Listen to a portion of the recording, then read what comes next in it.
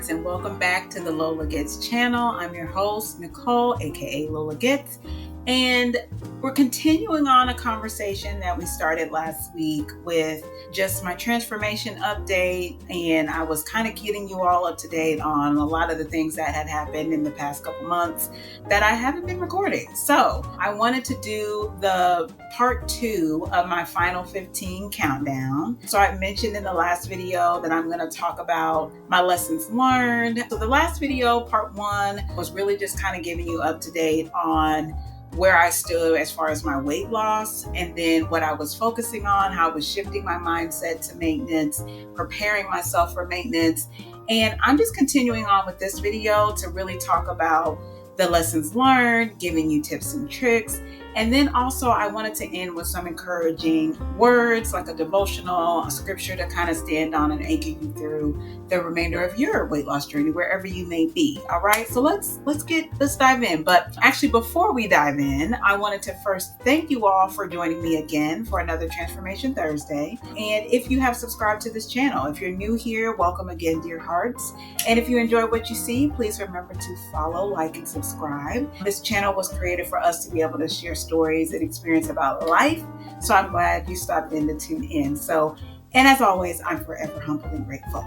Thank you. All right. So let me also kind of talk about, because it's been a while, there have been quite a few lessons I've learned from some setbacks over these past couple months. I think the last time I posted one of these was in June. So it's been a couple months. And like I said in my last video, life has been life and work has been working. I work a regular job, and sometimes I love doing these. Like I said before, it's really like a digital journal for me, if you will. So I do absolutely love sharing my story because I like to hear from other people's stories as well. So one of the things I will say that I've learned over the last couple months is to not let weight gain cause me to panic.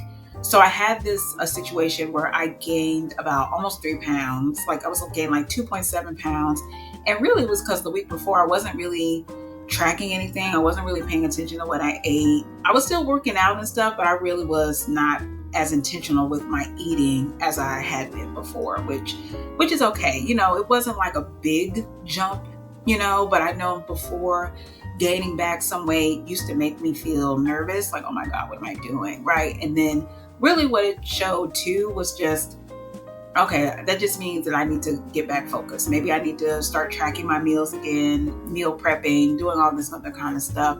So, instead, I just looked at overall what happened. Maybe I was eating too many snacks, or I wasn't as structured, and that's really what happened. But I really did just bounce back, right? It was like a week where I was just kind of didn't feel like tracking. And sometimes I was getting a little bit fatigued, right? With all of the stuff that I was keeping up with. And I just got tired, and I used that week to just be, right? So, but the next week I got right back in what I know to do, and add more smoothies, eat more intentionally, work out a little bit more, get on my walking pad, get on my stepper, yoga, do whatever I normally do, and really just bounce back that next week. And then the next week I lost 3.1 pounds. So I lost a little bit what I gained, right? More than what I gained. So, and that just showed me really that setbacks are going to happen. It's just really how you handle some of that gain that you get just with any kind of setback, right? But it's really how you respond to it. And was I going to just continue with that behavior, or was I going to bounce back from it? And I chose to bounce back. So thank God. And the key lesson really for that is just one bad week doesn't cancel out your progress, right? This is where grace for yourself is really important. You're going to have weeks where maybe you're tired, you may be on your cycle, especially for women, and you just need to reset, right? Sometimes you just need to reset. Another big lesson that I learned too, like I said, this has been these last couple months have been a season of lessons. And this was, I really had to monitor my calories. I feel start tracking again. And I had stopped tracking for a while. I haven't tracked in a while because I was just steadily losing weight. But the last couple weeks I had stopped tracking my calories, and I wasn't meal prepping like I normally do. And you know what, y'all? I had a visit to the ER because I was dehydrated. Let me tell you what happened. So I had been moving and shaking, doing too much. Like I was doing a lot of working. I was adding to my workouts, mind you, crazy. And this is all me. This is all me doing. I was adding to my workouts, lifting, walking, getting at least 5, 7, sometimes 10,000 steps in a day. And then what happened was I was forgetting to drink my water. And I don't know how this happened like this, because normally I always keep my tumblers with me. I always have water around me. But I was working, like I said, work has been working. I've been real busy with work. And while I'm working, I put my stepper sometimes underneath my desk, not even thinking about it. So I'm stepping while I'm working. And then sometimes after I eat, I go upstairs, I do I walk on my walking pad and do all these things. And then was forgetting to drink my water. Wasn't forgetting to add my electrolytes, all this other kind of stuff. And my body was like, you ain't eating enough calories and you ain't putting enough water in you. Go have a seat. So I literally had to get an IV at the ER because I was dehydrated. So that was scary.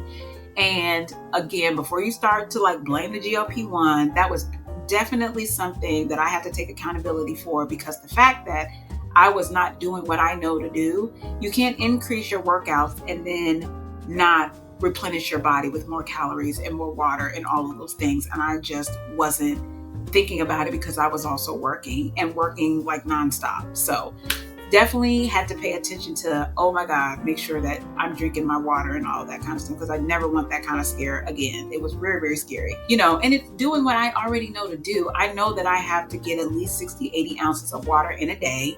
And some of that is I need to add back in electrolytes, because the GLP-1s take away some of your electrolytes, so you got to add it back.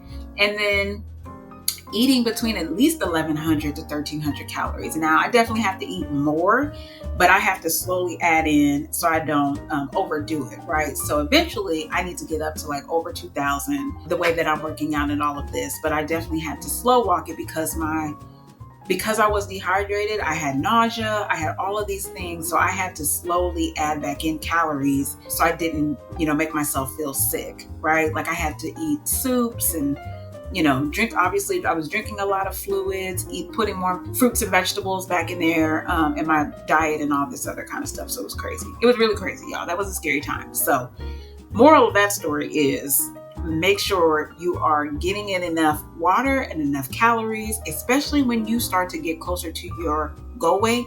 And the thing is which is crazy, is even though we're on a GLP-1 and you have the appetite suppression, when you start getting closer to your goal weight, you definitely have to eat more calories, right? Like you definitely need to eat more, especially if you're increasing your workouts, right? So I was increasing my workouts, but not adding more calories into my diet, which crazy. So don't do that. Again, totally operator error, right? That had nothing to do with the GLP-1, because in any weight loss, if you do that, you can get dehydrated. So that was definitely operator error. And I learned a valuable lesson from that, which I know now to pay more attention, and I've been fine ever since. And that happened 2 weeks ago. So, and the other thing is too, I definitely know that I'm getting ready to dial back on the dose that I'm on. Right now I'm on the 7.5 milligram. And I talked to my doctor about this too. I feel like, she wants me to stay on the 7.5 through the end of the year. But one of the things I did test, because I was so afraid of the dehydration part, and then I wasn't able to really eat because my stomach was all jacked up. I was feeling still nauseous and all of that. I skipped a week from my shot. And that was the first time I had ever skipped a week and not taken my shot. And I've been on this for over almost 2.5 years. And let me tell you, that was very enlightening. It helped me see that it's not just the shot that is holding me together, because I didn't gain weight. I stayed in between my 2-pound range, which is usually when you're on maintenance, you stay either up to or down to, which is a healthy range for you to stay at when you're on maintenance. And I literally stayed within the range, and I ate more calories. Food started to taste, I started to have more. I did have cravings for a certain thing, but I was craving the food that the healthy food that I've already introduced into this new lifestyle, right? So it was really enlightening. And for anyone that is on your GLP-1, if you've been on it for a while, you've not skipped it, or you're nervous about maintenance and what you're going to do if you don't have it, I mean, you're not going to cancel anything out by skipping a week and just seeing how it's going to be for you on maintenance. It also is helping me, and for me personally, it was helping me to see if the 7.5 may be a little too strong for me right now, because I feel like I definitely need to start dialing it back, right? Like, I want to be able to eat a little bit more, but it's hard because of the dose that I'm on, because my appetite suppression, it's not like it's a strong pull of like, oh, it's just, I don't think so much about eating, right? Like, I don't really think about it. So this is another reason why I had to meal prep and be intentional with like tracking and all that kind of stuff. So skipping a week, and it's in the literature with the GLP-1s, like if you forget to take your medicine, if it's more than 4 days, then it just says to wait till that next week. And so it was like I forgot to take it, but I intentionally skipped a week just to get my body back in order, as far as being able to eat a little bit more, get some more fluids in me, because my stomach was still kind of weak and I didn't want to add another shot with the suppression when I needed to eat a little bit more. So that was one of the reasons why I did that. And I'm glad that I did. So now I'm feeling a lot more energy. I know also now that I can only inject in my thighs right now while I'm at this final stretch of this 15-pound countdown, because I get a lot of suppression when I inject in the back of my arms. So I kind of cut doing that out. I'm just rotating between my thighs right now until I titrate back down to the 5, and then I might add the back of my arms back in. But all right, sorry, said enough there. But just, that was a valuable lesson. That's what I'll leave you with here. The other thing I will say too is, during that week that I skipped, I definitely stopped obsessing over perfection, like making a mistake or doing something wrong. I definitely pivot to more of, okay, what do I need to learn from this, right? So I focus more on like my patterns and what I'm doing, which is what I'm doing most of the time, right? So because that's the lifestyle that I'm building, is setting these different patterns, this different lifestyle, and then not focusing so much or obsessing over like the scale and being perfect, because there's no way I can do that, right? I have to give myself some grace and know that I'm going to have some slow weeks, some bad weeks, some good weeks. And I just have to learn my patterns and focus on that and listen to my body. When my body is like, stop, you need to stop, rest, you need to rest, eat, you need to eat, all of those things. So it might be a good thing. Like, one of the things I would recommend, and this is something that I do, is journaling. I do write down and journal like patterns that I see, like especially what I see, what I've learned, like lessons learned. I just did a whole list of and wrote it to myself of lessons learned from those last couple weeks where I gained some weight, lost it back, and then got dehydrated and had to go to the ER. Like, I had to write down all that stuff and tracking. So I use my Renfro scale. I'm tracking my food now. And then also just my non-scale wins as well. So, and then the faith tie-in, right? God doesn't expect us to be perfect in anything. He wants us to persevere. So that's what this journey really has taught me, is perseverance. So I am going to throw up some, on one of these sides, some of my Here I Am Now photos. Just like I said, it's been a while since I've done an update. And these photos are also a part of like my non-scale victories, just the before and after, what I look like now versus what I, started at. It's just really, it's something that is helping to keep me motivated and to keep me going. So that is another thing I would encourage you all to do. All right, so here are some tips. I said a lot, and I know that was a lot. I didn't mean to go into that much detail, but here we are.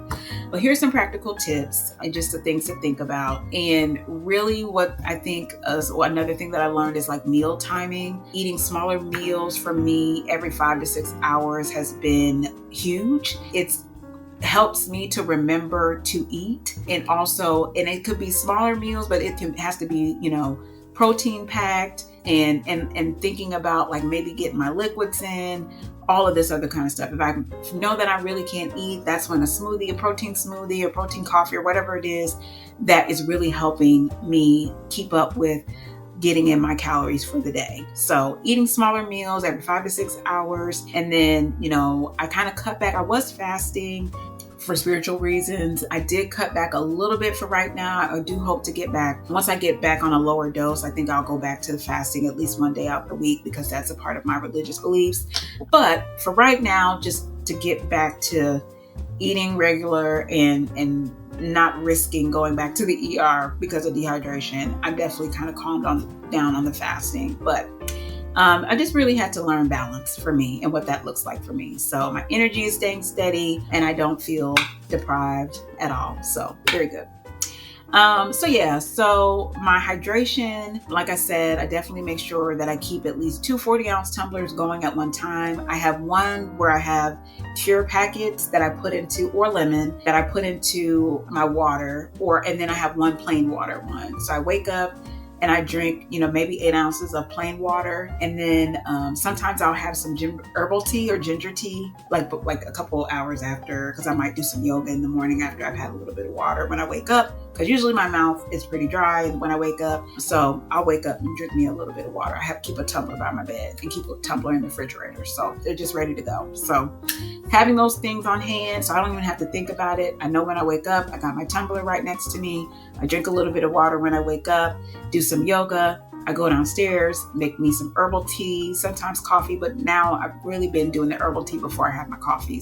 And then I usually have my coffee when I have my breakfast, when I'm actually ready to eat food. So yeah, that's been working out really well for me. So, just a tip right there. I definitely pay attention if I'm feeling lightheaded too, because that's how you know when your electrolytes may be off. And I wasn't paying attention to that before, just in all full transparency. So I definitely pay attention to that more often now. So, and really sometimes our bodies aren't asking us for food. It's more of, I need more water. And I definitely started paying more attention to that as well. So, all right. So I also thought about as far as my movement and workouts and things like that. And I really initially thought that my workouts had to be kind of crazy. So I really now just live by yoga, my stair stepper, and my walking pad for consistency. And if I wanted to add, I also am trying to balance also weightlifting and things like that. So I have weights kind of throughout. There really is no reason for me not to move a little bit more, because I have these tools kind of all over the house, right? In my bedroom, I have resistance bands, I have weights. I actually recently just got ankle and wrist weights that I can add to when I'm walking on my walking pad. In my loft, I have a walking pad. I have a stair stepper in my office and a Pilates bar kind of in the bench that sits in my office. So there's things, I have weights in here as well. So there's things I have all over the house to keep me moving. And it also helps, just seeing these different things throughout the house kind of helps me think about, oh, I need to move a little bit more today. It's just kind of putting things in my purview. So that way it's oh, okay, have I done enough walking today?